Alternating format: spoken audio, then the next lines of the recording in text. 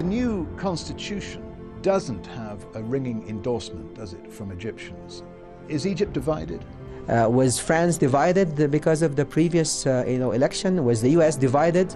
But this is democracy. It was voted on by almost 64%. This is good. But I mean, of course, we wanted to have more consensus, but I think 64% is a very reasonable price. And the people have said what they wanted to say, and we have to listen to them. And there's always a room for improvement, so there's a discussion going on about things that needs to be fixed here and there, which will be introduced to the next parliament to consider it for amending this constitution if they find it appropriate. Are about to take receipt of billions of dollars in loans. Will that have an impact on the poor? We have a homegrown reform program that we have to do whether we have the IMF or not. Of course, we want to have the IMF. The program does not include cutting subsidies on bread. On the contrary, but it is organizing the system, and we have done it already. That enables the poor to get their share of bread at very, very, very cheap price without having to go to the hassle of standing long lines that they used to do before. Subsidies, I mean, we have to do it in a way to be smart, to reach the target group, to reach the poor people. This is the idea. But maybe we're going to delay it a little bit to go behind the election time, because during the election period you cannot really introduce fixes to the subsidy issues. So maybe we delay a few things, maybe we move forward other couple of things, so we can strike the balance of what you're saying is about addressing the economical issue and also addressing the concern of the Egyptian people, and also the the political situation of the country and the path that we're going through. So what I'm saying is, of course, there are people that letting women down. There's a group of people that would do that, but it's not the mainstream of the Egyptian people. The mainstream of the Egyptian people respect women. And that was in the preamble of the Constitution.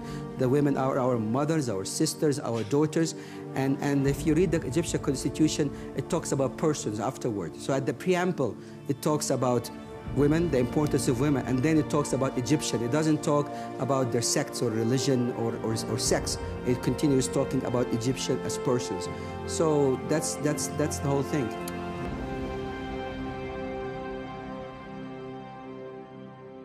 I met Madame Lagarde this afternoon.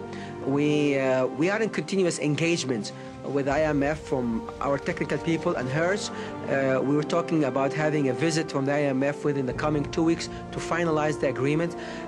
We want to make sure that whatever measure we introduce or have introduced does not intersect with the political process. So we were able to implement them not satisfactory to our program, and of course to the IMF as well.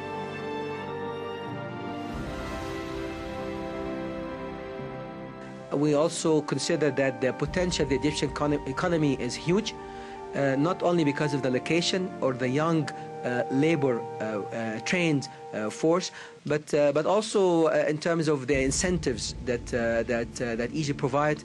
Access to the Egyptian market.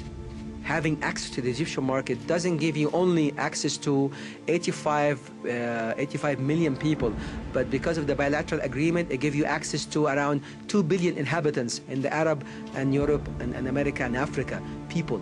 So also energy is probably 40% of its prices in Europe. Cost of labor is 30%.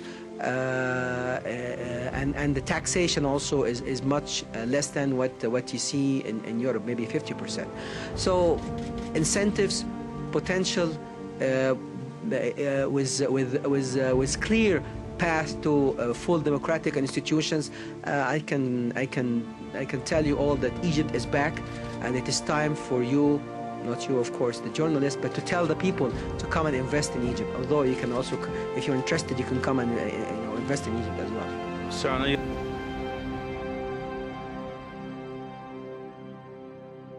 And how can you advance the promise of the Arab Spring in the light of deepening economic and political uncertainties?